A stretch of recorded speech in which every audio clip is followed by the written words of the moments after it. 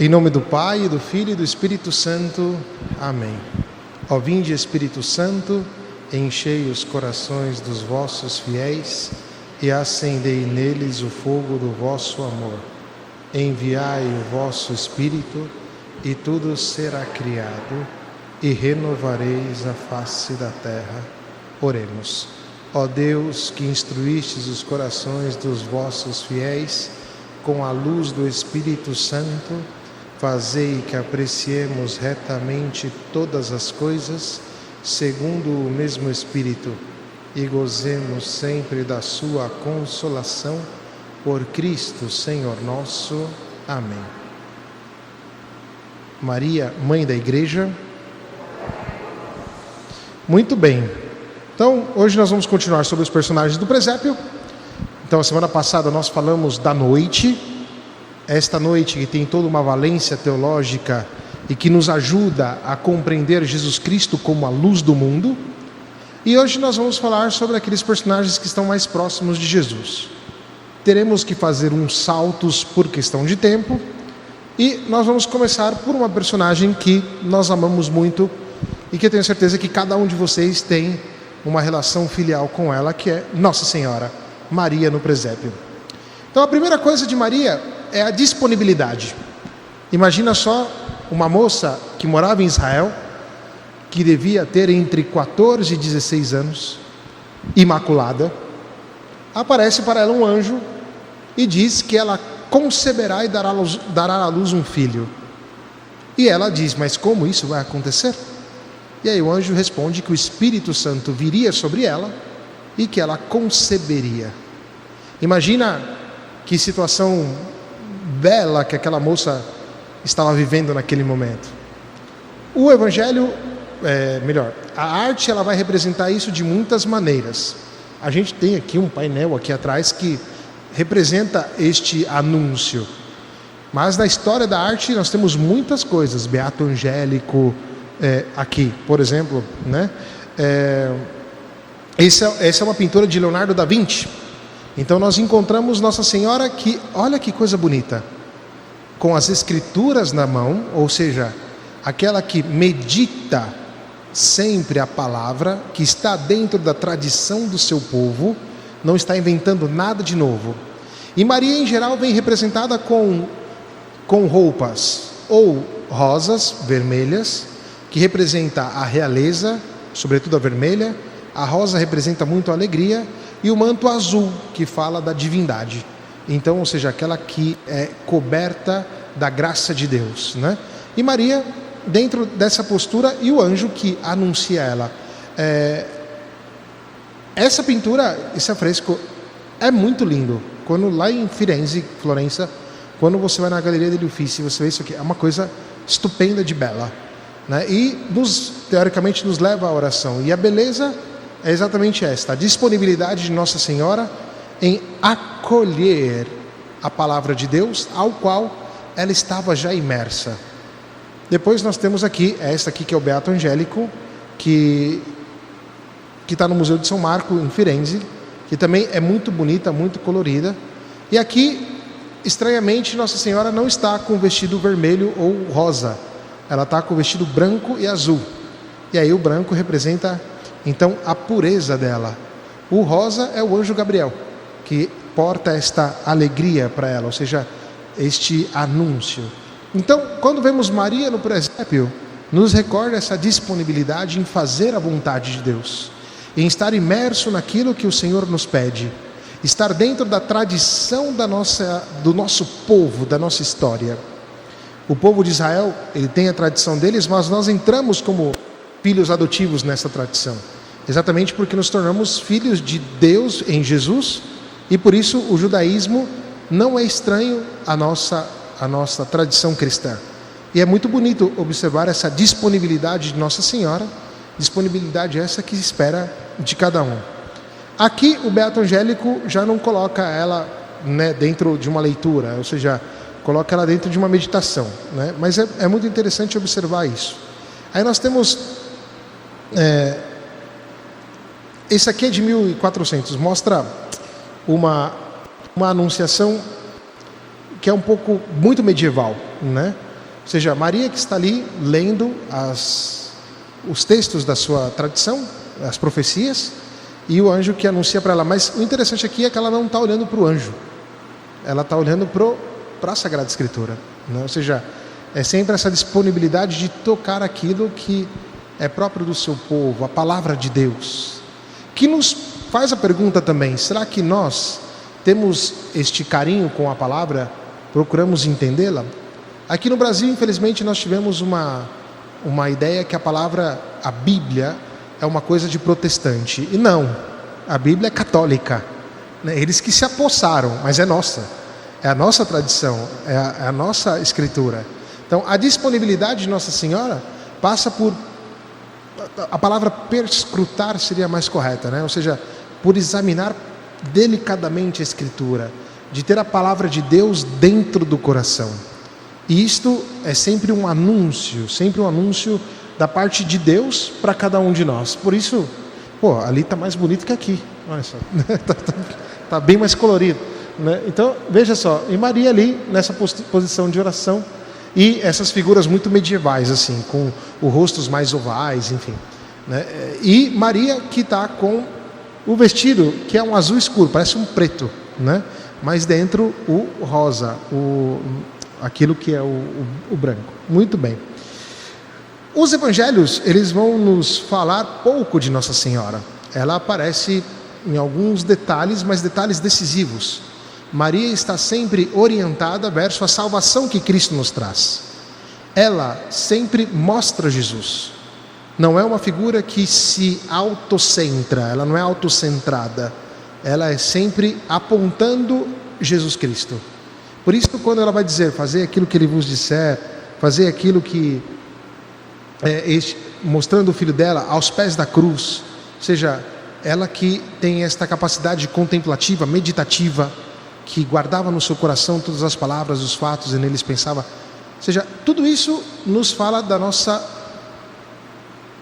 característica cristã, mas partindo daquilo que nós propomos no início, do presépio enquanto lugar de evangelização, seria importante que quando as pessoas forem na nossa casa, a gente apresentar o presépio, falar sobre isso, né? Que Maria era disponível para fazer a vontade de Deus.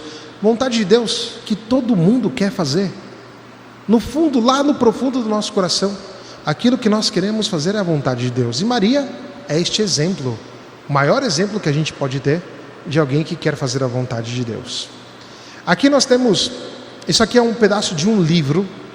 Este livro é de 1490. Então você tem, e ele fala sobre o Pseudo Mateus, que é um evangelho apócrifo.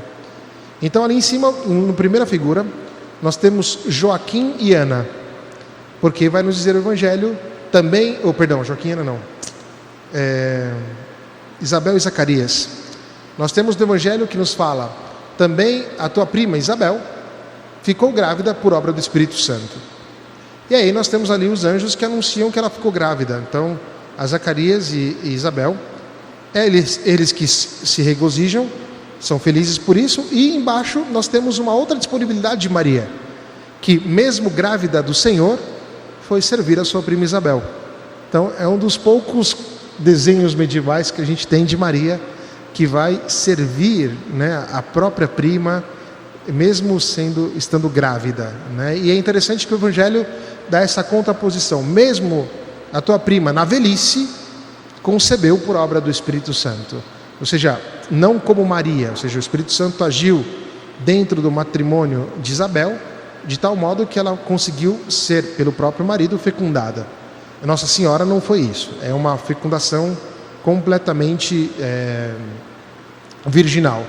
Os padres da igreja vão nos ensinar que a concepção de Maria acontece pelo escutar a palavra, né? Seria concipitio aurem, ou seja, através dos ouvidos, aquela que escuta a palavra de Deus e que põe em prática.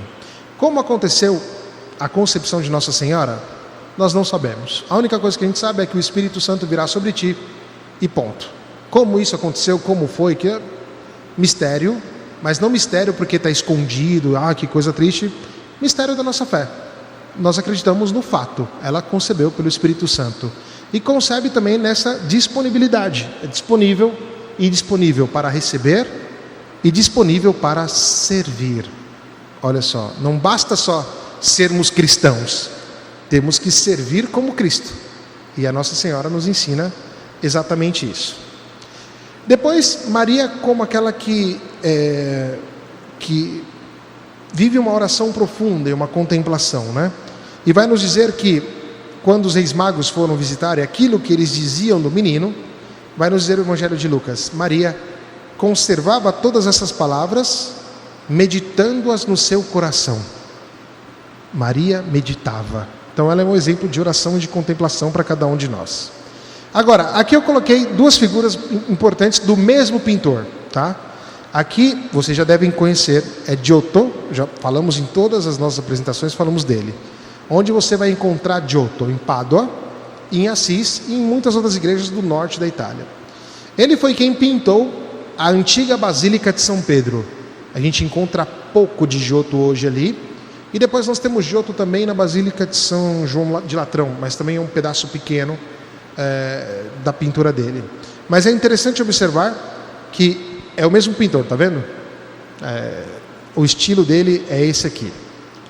Como é que ele representa Maria? Sempre olhando para o menino Jesus, sempre contemplando a figura do menino, que é exatamente aquilo que se espera de nós no Natal, contemplar o Cristo, contemplar esse menino. A contemplação de Maria, daqui a pouco a gente vai falar da figura de José, tá? Mas já vai observando que José fica sempre de lado e dormindo. É interessante isso. Hoje ele não é mais apresentado assim no presépio. Mas Maria é essa que guardava no seu coração todos os fatos e neles pensava. Essa semana, conversando com um amigo, ele me disse uma coisa muito bonita que eu tinha esquecido. Ele disse assim: Douglas, nós temos que ter a consciência de que tudo o que acontece, Jesus Cristo quer nos ensinar alguma coisa, porque Ele está escondido atrás de tudo, Ele está presente em tudo. E o Natal nos ensina exatamente isso. Esta atitude de Nossa Senhora, ou seja, a atitude de quem contempla, de quem guarda no coração as palavras, os fatos, neles pensa, com eles reza, com eles se aprofunda. Então nós temos aqui a figura de Giotto.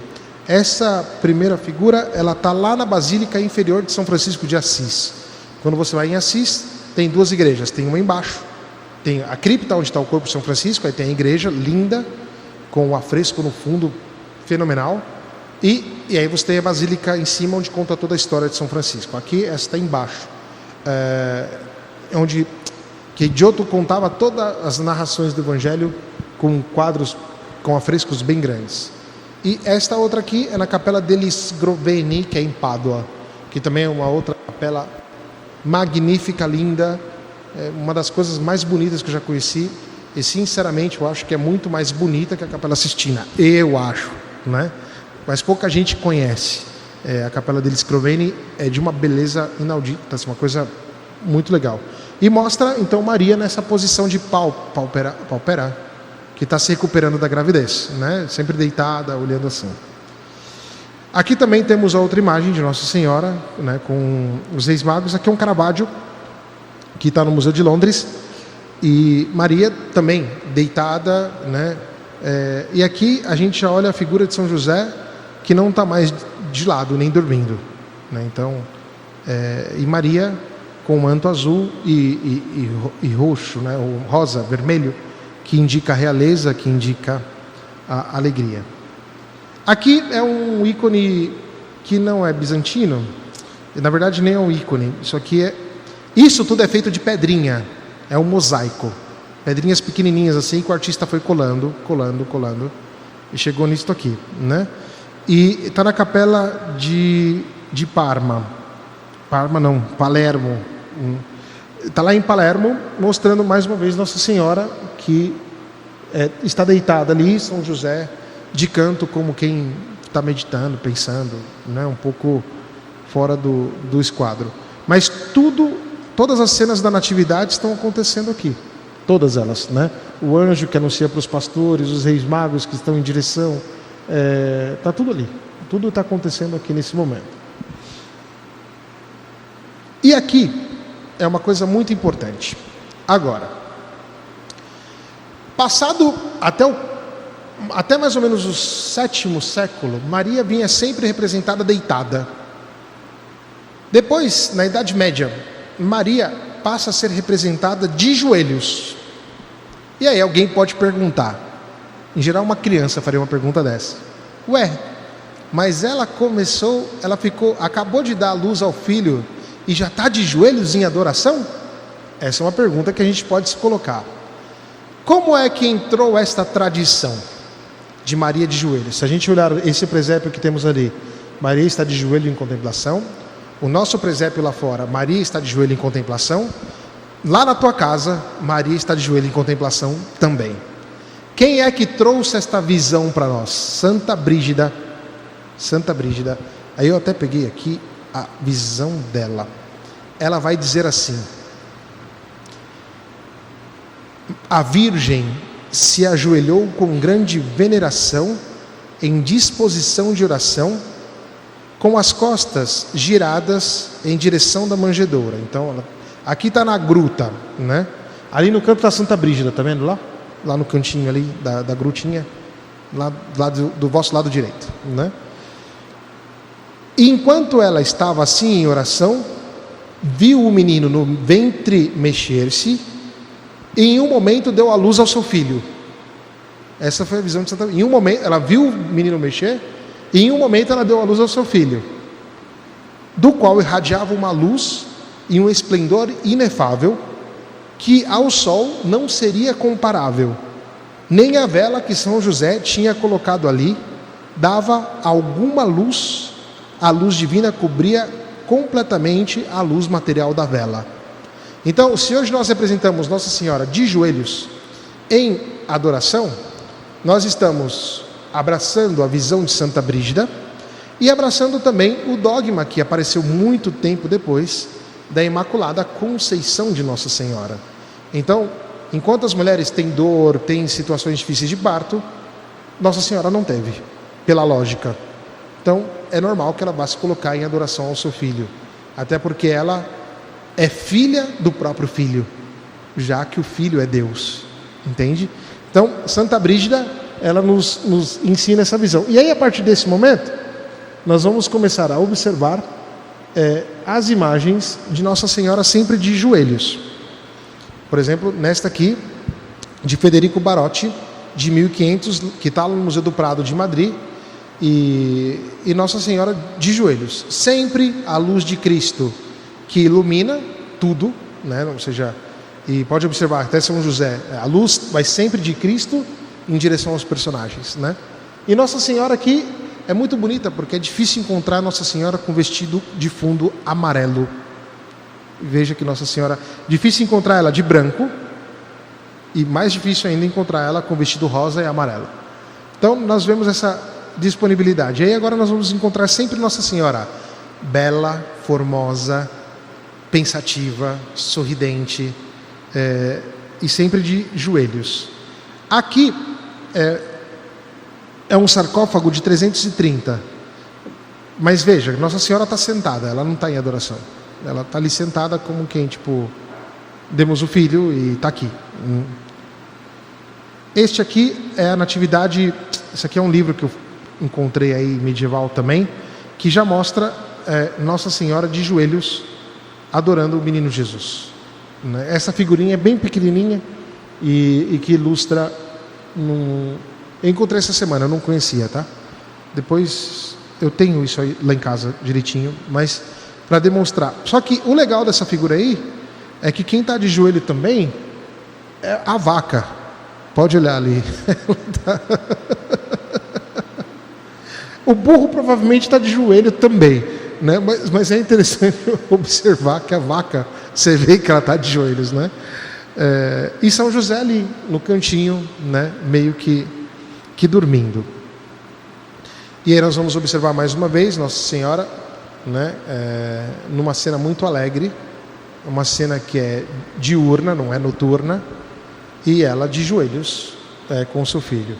E São José ali sentado como quem não quer nada.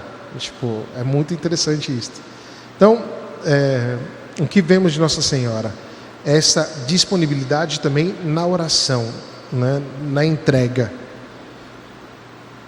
Mais uma vez aqui, São José ali meio fora de esquadro, os anjos que anunciam aos pastores o que está acontecendo, mas Nossa Senhora que olha sempre o seu filho. Essa é uma das natividades que eu mais gosto, que também está no Museu do Louvre, e que mostra Nossa Senhora com um rostinho muito bonito, né? Muito singelo, numa postura de oração, sendo iluminada pelo próprio Filho. Ou seja, essa entrega dela, ou seja, a oração dela, a disponibilidade dela para aqueles que querem encontrar Jesus. Ela não esconde o menino, ela dá ao menino às pessoas. Aqui nós temos mais uma vez, agora São José já parece um pouco diferente, né? Ele já parece também de joelho, já não parece dormindo. E aqui nós vamos ver que é do 15º século. Daqui a pouco a gente vai falar de São José, mas a gente vai explicando como é que é esta presença dele, né? Mas daqui a pouco a gente fala. O importante aqui é mais uma vez olhar a postura de Nossa Senhora, que vai daquela que era disponível, depois a arte representa ela deitada, e que agora ela se coloca de joelhos para adorar o próprio Filho.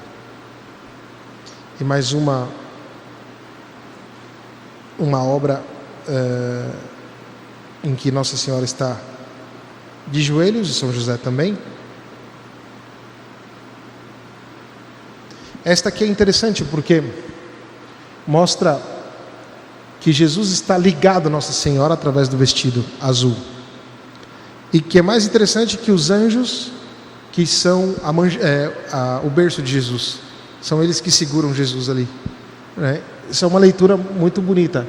E um pouco é a visão de Santa Brígida também. Por quê? Porque São José está com uma vela ali. Só que toda a iluminação do quadro vem de Cristo. A vela ela não ilumina nada, ela está ali só de enfeite. Tudo que ilumina ali é Jesus. E mais uma vez aí, Nossa Senhora em postura de oração. E Nossa Senhora como aquela que entrega. Por muito, aqui é Nossa Senhora do Leite. Eu tirei uma imagem que tinha aqui, porque poderia escandalizar todo mundo, medieval, muito bonita. Mas eu tirei ela. Eu tenho um amigo que escreveu um livro sobre isso, chama Karel Sarkowski. A gente estudou junto em Roma, vivemos juntos na mesma escola. E ele escreveu um livro sobre Maria do Leite. Maria Lactans é o nome do livro dele, em que ele faz todo um percurso sobre a história da arte e Nossa Senhora que dá o leite a Jesus. Então, Nossa Senhora entrega Jesus para nós, mas através do seu dar a Cristo de comer, ou seja, ela também se entrega a Cristo. E aí o meu amigo Karel, ele vai falar sobre a dimensão da entrega do leite de Maria em relação com a Eucaristia, de tal maneira que quando nós recebemos a Eucaristia, também recebemos algo de Nossa Senhora, porque se Cristo pôde crescer, ele cresceu pela carne de Maria, pelo alimento de Maria, e Maria é aquela que se entrega sempre a Cristo, dando a ele tudo, inclusive de comer, e que ela entrega a Cristo para nós. Aqui temos um mosaico também de Maria do Leite. Essas imagens são bem feias, mas porque são muito antigas, mas mostra esta dedicação de Nossa Senhora. Ou seja, isso aqui também vai para combater as heresias que dizia que Jesus Cristo era só um espírito, que ele não precisava comer. Tinha muita gente que pensava essas besteiras assim. E Jesus Cristo assumiu a nossa carne mesmo. Ele comeu, ele mamou, ele chorou. Tudo que fez uma criança, Jesus Cristo fez. Tem nada de errado, né? Ele passou pela infância. E agora nós vamos ver a figura de São José. São José, já vimos um pouquinho, é uma figura interessante. Então, nós vemos aqui, isso aqui também é um pedaço de um livro medieval, em que Maria está lá, sentada, lendo a Escritura. Lembra da primeira parte em que no anúncio ela estava lendo? Aqui nós temos ela que já concebeu e agora ela está lendo a Escritura. E São José que está com o menino no colo. Já não está dormindo e nem fora da cena. Ou seja, se o centro ali é Cristo, São José agora ele entra na cena, não é mais colocado de lado. Aqui São José de lado, os dois lendo a escritura e ele ali com uma cara um pouco de velho, uma pessoa mais experiente. Mas a velhice de José, ela tem muitas interpretações, porque se diz da sabedoria, se diz também da salvaguarda da virgindade de Nossa Senhora. Isso são interpretações do padre da igreja. Se eu não estou errado, foi Orígenes que disse que São José tinha 84 anos quando se casou com Nossa Senhora. Mas isso aqui é especulação teológica, tá? Isso não é verdade. Não tem como calcular isso. O Evangelho não nos informa e nós não temos nenhum documento. Isso é uma especulação, né? Mas a ideia era demonstrar o quanto José era sábio e pronto na obediência. E por que nós vamos ver ele dormindo? Porque é através dos sonhos que José compreendia a vontade de Deus.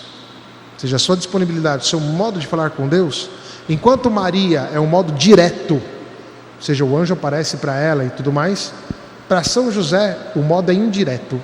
Deus fala com ele através dos sonhos. Obviamente que Deus vai falar com ele através do menino Jesus. Agora, tenta imaginar a dificuldade de São José no meio de dois perfeitos. Imagina como seria viver entre Nossa Senhora e Jesus. Devia ser uma humilhação constante. E aí nós entendemos como ele é um grande santo. Ou seja, um homem justo, um homem que recebeu uma missão não indiferente, ou seja, cuidar do Filho de Deus, cuidar de Nossa Senhora, ou seja, fazer as contas com as suas próprias imperfeições diante de dois perfeitos. É algo grande para São José. E por isso nós o veneramos com muito carinho, porque ele nos ensina exatamente isto, esta obediência profunda, esse estar com Deus. E aí ele aparece, olha lá, dormindo, né? Sempre meditando através do sono. Então quando você tiver um pouco de sono, você lembra de São José, né? Ele pede para Deus falar com você. E esse aqui é muito bonito, de Guido Reni, mostrando a acolhida de São José ao menino Jesus. É uma imagem muito forte essa, né? Porque mostra o Cristo, novo Adão, né? Que vem ao mundo, acolhido por São José, que aqui, mais ou menos, Guido Reni quer demonstrar como se fosse a imagem de Deus Pai. Ele faz um duplo jogo. Então ele joga como a imagem de Deus Pai, mas no fundo você vê São José, na sua humanidade, que acolhe o menino Jesus dentro do jardim. Mas o mais interessante é observar onde está Maria. Maria está lá no fundo, lá, ó, no canto.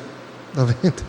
Então ele destaca São José da figura e da manjedoura, por assim dizer. Aqui São José em adoração, em disponibilidade, apresentando as flores de amêndoas que estão ali, só que aqui ele não é apresentado ainda com o bastão. Então o bastão que mostra aquele que sabe para onde está indo, aquele que caminha, e as flores de amêndoa, que eu esqueci qual é o significado, mas em todo caso ele sempre vem representado com isto. Mais uma vez aqui São José que dorme, e essa imagem é interessante, porque aqui apresentam cachorros, e isso até então é difícil ver na história da arte, né? A figura de cachorros que estão ali como que para fazer a guarda. Na outra também nós vamos ver um pouco isso, tem um cachorro ali embaixo ali, e a ideia é demonstrar sempre isso. São José, tá vendo ali, ó, melancólico, de canto, não olha para o menino Jesus no primeiro momento, como que reflexivo, como que em oração, como que preocupado com o que vai acontecer agora, né? Ou seja, que missão é essa que me foi dada? Mais uma vez, aqui São José dormindo, longe da cena, os cachorros que aparecem mais uma vez, Nossa Senhora sentada na posição de oração. Essa é muito significativa, então a gente vê São José completamente fora da cena. seja, dormindo, sempre dormindo.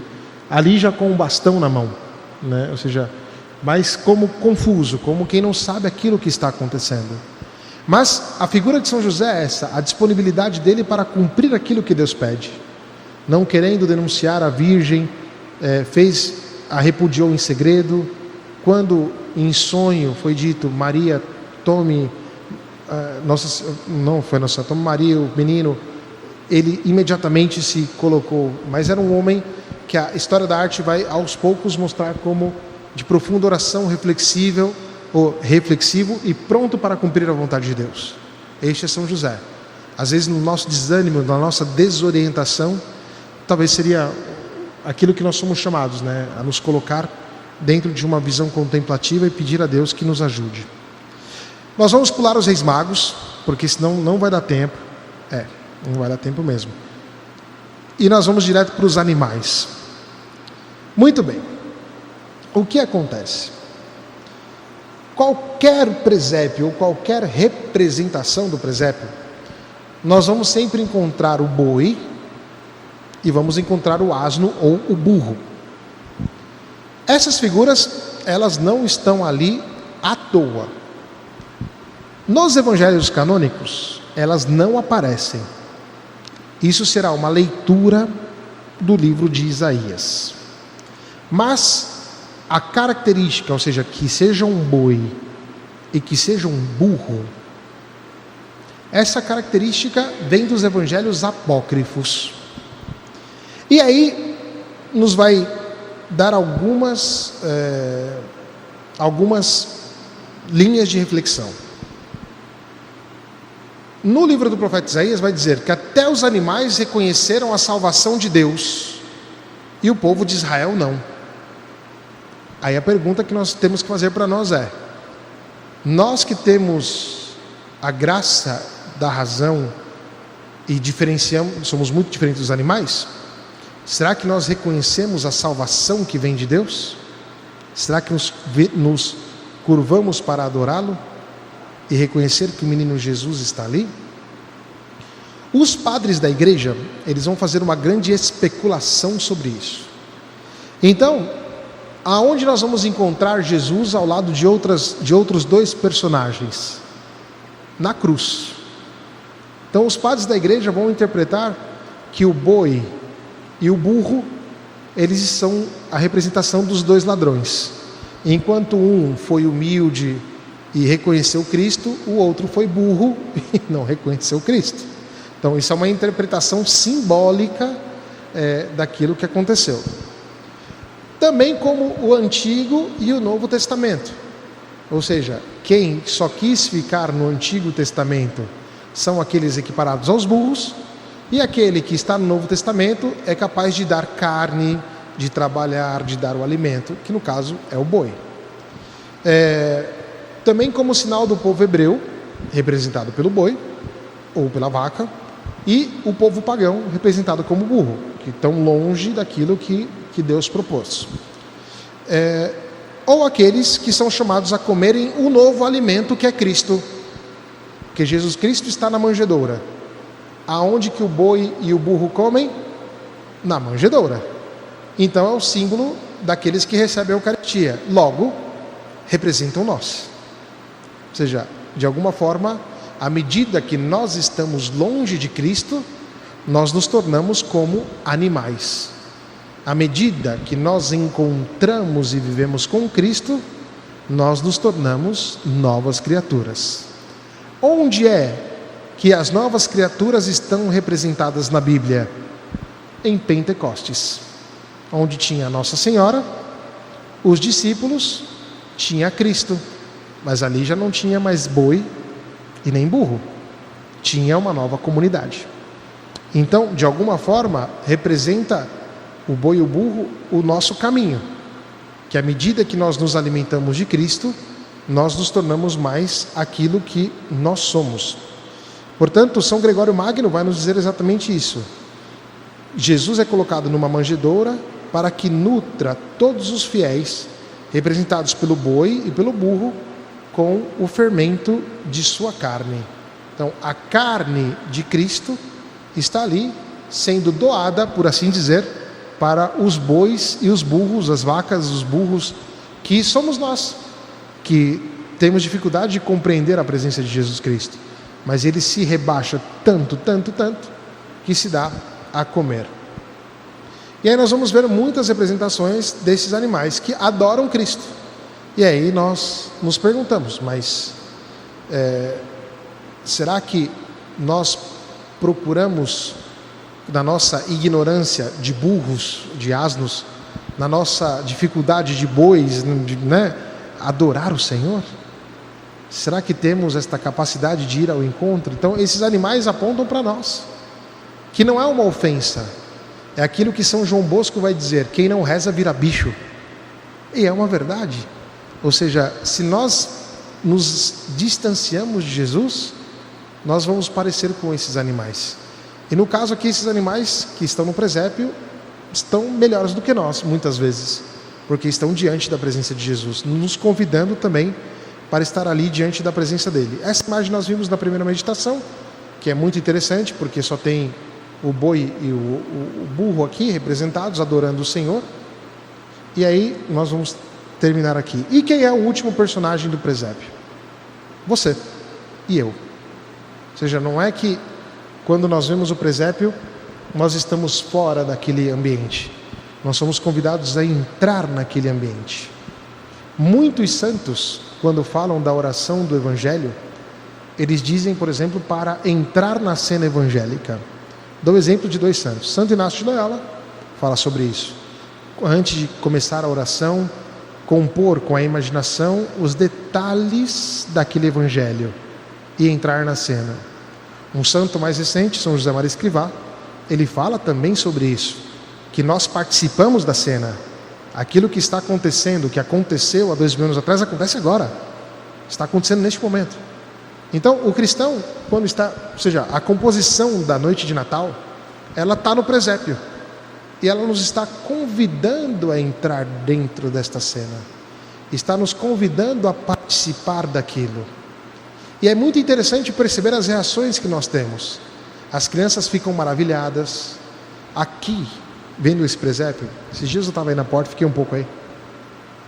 Tinha uma galerinha que passou e parou ali. E uma das meninas começou a chorar diante do presépio. E por que chora diante do presépio? Vai entender. Mas está participando daquele momento ali. Está ali. E o presépio na nossa casa não pode ser uma coisa que fica no cantinho ali escondido. Ele é também um instrumento de oração, é um instrumento de evangelização, é um instrumento de contemplação, é um instrumento que coordena, ou melhor, que orienta o nosso caminho em direção a Jesus. Esta intuição da arte cristã, da beleza, aquilo que São Francisco de Assis, hoje eu vi um camarada falando na Band News FM sobre o presépio, eu quase liguei na Band News para falar: meu querido, você falou tudo errado, só falou besteira, né? E nós como cristãos, ao invés de ir para o ataque, a gente é chamado a explicar com carinho, com ternura e viver também isto. Então o tempo do Advento, que foi curtíssimo esse ano, 21 dias só, ele nos chama exatamente para esta vivência com Cristo, para estar ali, né? Tem um casal nosso que está aqui, eles têm uma coleção de presépios na casa dele. Eu fiquei muito feliz lá, tinha um presépio dentro de uma casca de noz, foi o que eu mais gostei, né? Porque é pequenininho, é o presépio pocket, dá para levar no bolso. Né? Lá na minha casa eu tenho um presépio também pequenininho, que fica ali do lado da minha cama, e nesse tempo de Advento, por exemplo, estou ali rezando com aquele presépio pequenininho. Aqui na igreja, muitas pessoas passam, vêm rezar ali na frente do presépio, e é para isso mesmo. E os significados que estão ali são todos teológicos, todos, absolutamente todos. A gente não falou dos pastores, mas, por exemplo, quem eram os pastores na época de Jesus? Eram os ladrões. Eles roubavam, eles eram pessoas ignorantes, era gente marginalizada, seria o equivalente, não estou dizendo que eles são, tá? Mas os pastores na época de Jesus seriam o equivalente aos catadores de papelão, mais ou menos, tá? Ou seja, e Jesus, os anjos apareceram para eles. Ou seja, Jesus aparece para nós também que somos pecadores. E nos dá a graça de perceber que, ok, podemos sair do nosso pecado. podemos viver uma vida nova. E Jesus Cristo, que nos convida a participar do seu presépio, Ele nos permite tocá-lo, nos permite abraçá-lo, tê-lo conosco. E não é uma coisa qualquer. O cristianismo vencerá pela graça de Deus, sem dúvida nenhuma, mas também pelos instrumentos que a graça nos inspirou. Esse ano se comemora os 800 anos do presépio de Greccio, que a gente falou na primeira meditação de São Francisco de Assis, permitido por Papa Honório. Aqui estamos nós, e o presépio acontece de modo particular na Santa Missa, porque na missa nós celebramos todos os mistérios da vida de Cristo, o seu nascimento, a sua paixão, a sua morte, a sua ressurreição e a sua ascensão ao céu. E um cristão não pode fazer menos disso. Então que nesse Natal a gente consiga entrar na cena em primeira pessoa, aceitar Jesus Cristo como nosso Senhor, como nosso Salvador, não ter medo de participar com Ele da vida nova que Ele nos dá, de olhar Maria, que nos ensina a disponibilidade, a contemplação, a entrega, de olhar São José, que mesmo confuso, disse sim para a missão que lhe foi confiada, olhar para o boi ou a vaca e o burro e perceber que talvez nós somos piores que eles, mas nós somos chamados à adoração e estar ali, porque Jesus chama cada um de nós. Obrigado por esse percurso que nós fizemos nesses 3 sábados, espero que vocês tenham gostado e, se Deus quiser, no futuro a gente inventa outras coisas. Que Maria Santíssima nos ajude e que assim seja. Amém. Vamos dar a bênção de Deus então. E vamos aí. Hoje deu 45 minutos certinho, hein? E vamos agradecer a Deus por tudo. Em nome do Pai, e do Filho, e do Espírito Santo. Amém. Senhor Jesus, estamos aqui reunidos na Tua presença, preparando-nos para este Natal. Dentro de poucos dias, Senhor, encontraremos contigo na manjedoura. Ajudai-nos, Senhor, a participarmos e a acolhê-lo no nosso coração. Abre, Senhor, a nossa vida, a nossa mente para que tudo aquilo que o Senhor nos pedir, possamos, de maneira disponível, dedicar-nos. Orai, Senhor, pela nossa paróquia, pela nossa diocese, pela nossa igreja. Orai, Senhor, por aqueles que na Tua terra, neste momento, sofrem os dramas da guerra. Sobretudo por aquelas crianças que ali estão e que estão num momento difícil da vida. Orai por cada papai e cada mãe que ali está. Orai, Senhor, pelos nossos familiares que estão distante de Ti. Pelos nossos amigos que se perderam no caminho. Que neste Natal, Senhor, cada um deles possa encontrar a Vossa presença. Perdoa cada um de nós, Senhor, perdoa-nos, porque muitas vezes não fomos disponíveis ao vosso desejo, à vossa vontade. Perdoa-nos porque nós não colocamos o nosso coração em Ti.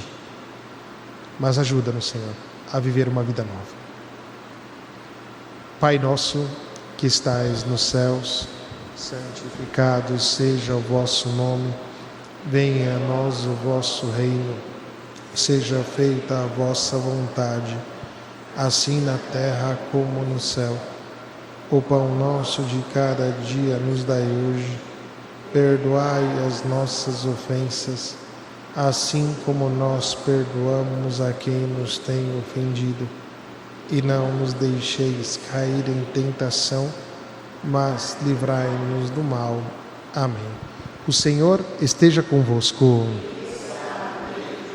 Que por intercessão de Maria, de São José, abençoe-vos o Deus Todo-Poderoso, o Pai, e o Filho, e o Espírito Santo. Amém. Ide em paz, e o Senhor vos acompanhe. E muito obrigado. Até breve.